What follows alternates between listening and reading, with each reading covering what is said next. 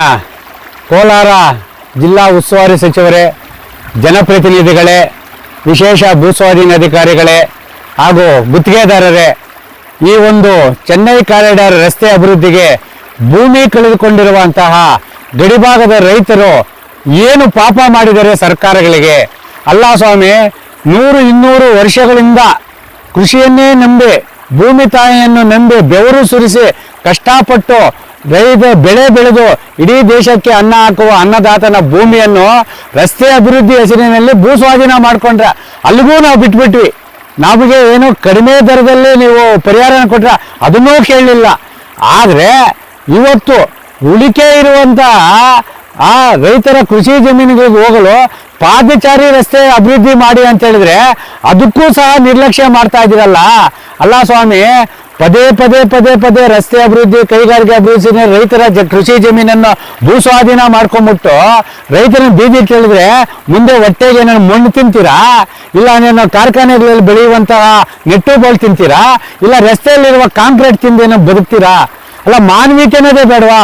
ರೈತರನ್ನು ಉಳಿಸಬೇಕು, ಅವ್ರನ್ನ ಬೆಳೆಸಬೇಕು, ಅವ್ರ ರಕ್ಷಣೆ ಮಾಡಬೇಕು ಅಂತೇಳಿ ಯಾರಿಗೂ ಮನಸ್ಸಿಲ್ವಾ? ಬರೀ ದುಡ್ಡು ಅಂತೇಳಿ ಆಯಸ್ಸು ತಗೊಳ್ಳಲ್ಲ ಸ್ವಾಮಿ. ಕರೋನಾ ಕಳಿಸಿದ ಪಾಠದಿಂದ ಜನ ಕಲಿಬೇಕಾಯ್ತು. ಇವತ್ತು ಚೆನ್ನೈ ಕಾರಿಡಾರ್ ರಸ್ತೆ ಅಭಿವೃದ್ಧಿ ಏನು ಹಾದು ಹೋಗುವಂಥ ರಸ್ತೆ ಪಕ್ಕದಲ್ಲಿ ಆ ಅವ್ಯವಸ್ಥೆ ಅಂತ ನಾವು ಕೂತ್ಕೊಂಡು ವಿಡಿಯೋ ಮಾಡ್ತಾ ಇದ್ದೀವಿ. ಯಾಕೆ ವಿಡಿಯೋ ಮಾಡ್ತಾ ಇದ್ದೀವಿ ಅಂತ ಹೇಳಿದ್ರೆ, ಇವತ್ತು ಮಾನ್ಯ ಜಿಲ್ಲಾಧಿಕಾರಿಗಳಿಗೆ, ವಿಶೇಷ ಭೂಸ್ವಾಧೀನ ಅಧಿಕಾರಿಗಳಿಗೆ, ಕೇಂದ್ರ ಮತ್ತು ರಾಜ್ಯ ಸರ್ಕಾರಗಳಿಗೆ ಈ ಒಂದು ರೈತರ ನೋವು ತಲುಪಬೇಕಂತೇಳಿ ಇವತ್ತು ಇಲ್ಲಿ ಕೂತ್ಕೊಂಡು ಮಾಡ್ತಾ ಇದ್ದೀವಿ.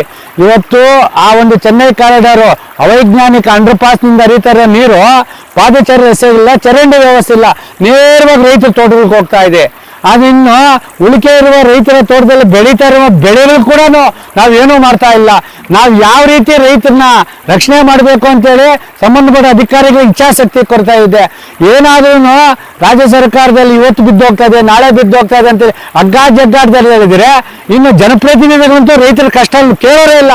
ಕೋಲಾರ ಜಿಲ್ಲೆ ಅಂತ ಎಲ್ಲ ಜನಪ್ರತಿನಿಧಿಗಳು ಅದು ಅಲ್ಲಿ ಗುದ್ಲಿ ಪೂಜೆ, ಇಲ್ಲಿ ಗುದ್ಲಿ ಪೂಜೆ, ಕೆರೆ ಒತ್ತುವರಿ ಬಗ್ಗೆ ಮಾತಾಡಲ್ಲ, ರಾಜಕಾಲುವೆ ಬಗ್ಗೆ ಮಾತಾಡಲ್ಲ, ಬಾಗಿಲಿ ಮಾತ್ರ ಅರ್ಸಕ್ಕೆ ಹೋಗ್ತೀರಾ. ನೀವೇನನ್ನ ಮಾಡ್ಕೊಂಡೋಗಿ, ನಿಮ್ಮ ಅಧಿಕಾರ ಬೇಕು, ನಿಮ್ಮ ಪ್ರಚಾರ ಬೇಕು.